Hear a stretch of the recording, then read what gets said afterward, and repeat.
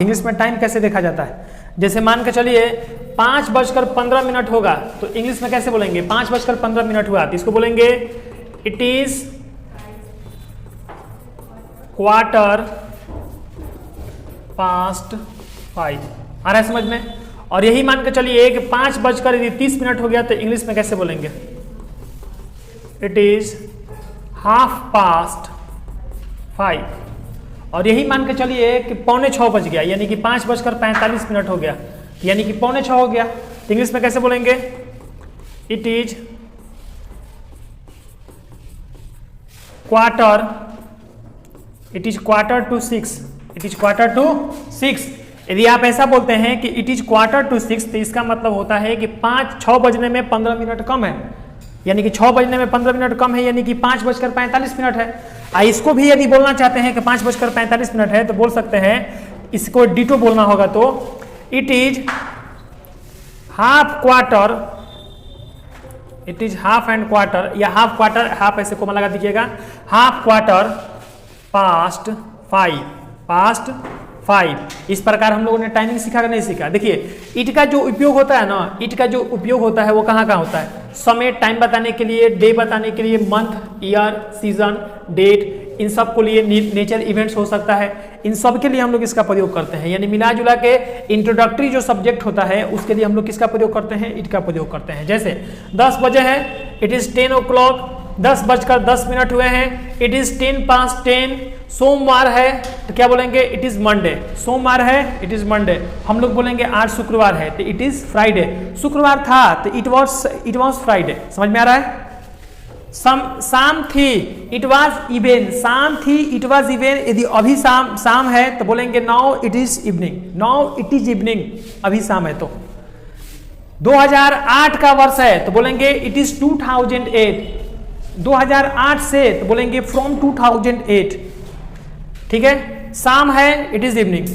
इसके अलावा देखिए यहां पर शाम का समय है या अच्छी सुबह है, नहीं ये वाला, हाँ ना, ठीक है, शाम का समय है या अच्छी सुबह है तो इसके लिए बोल सकते हैं it is a fine morning. और यदि शाम का समय है तो इट इज इवनिंग टाइम। इसको क्या बोल सकते हैं? It is evening time. बड़ा कर दे इसको, इट इज इवनिंग टाइम। और जून था तो इट वाज जून। अक्टूबर था तो इट वाज अक्टूबर। आ रहा समझ में ना? अब मान लीजिए कि जैसे नवंबर आने वाला है तो क्या बोलेंगे? इट इज बिकम द नवंबर, या इट, ठीक है ना, ऐसे बोल सकते हैं। जून महीना था तो बोल देंगे हम लोग इट वाज जून। वसंत है, इट इज स्प्रिंग। वसंत को क्या बोलते हैं? स्प्रिंग। ठंडा था तो इट वाज द कोल्ड भी बोल सकते हैं, या वो होता है स्प्रिंग, उसका क्या बोलते हैं? वेदर मतलब, ठीक है।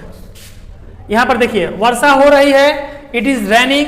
बर्फ गिर रहा है, it is the snowing. Snowing मतलब होता है बर्फ गिरना। कुआं गिरने का क्या बोलते हैं? फॉग बोलते हैं। फॉग मतलब कुआं गिरना।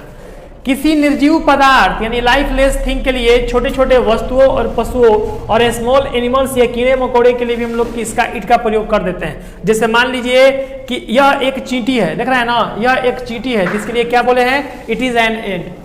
छोटा मोटा कीड़ा है, यह बिरहनी है, इसको इंग्लिश में कैसे बोलेंगे? इट इज ए बी मतलब होता है बिरहनी।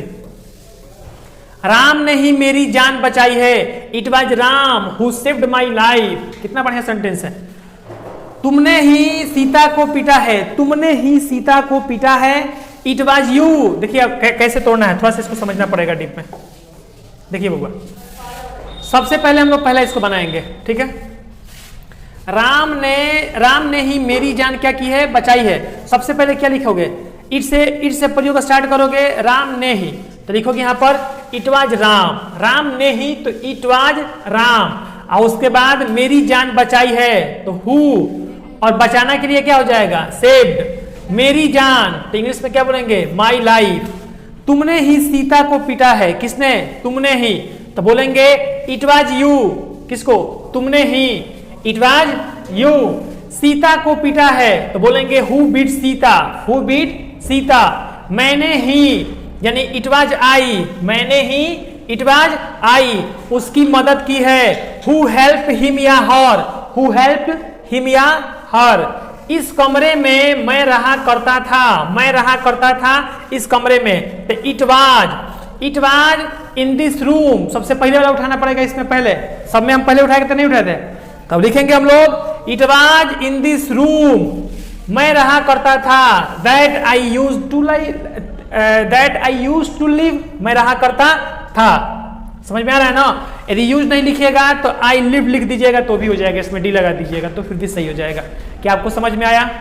कोई दिक्कत हुआ? फिर से समझाना पड़ेगा। समझ में आ गया? बिल्कुल समझ में आ गया सर। 4 नहीं बजे हैं, इट इज नॉट 4 o'clock, जून नहीं है, इट इज नॉट जून, जून नहीं था, इट वॉज नॉट जून, सोमवार नहीं था, इट वॉज नॉट मंडे, सुहानी शाम नहीं थी, it was not the pleasant evening, शाम को इवनिंग बोलेंगे। सही है? कोई दिक्कत? इसके अलावा देखिए exclusive verb plus it plus other word का उपयोग होगा तो सेंटेंस को कैसे बनाएंगे, ध्यान दीजिए यहां पर।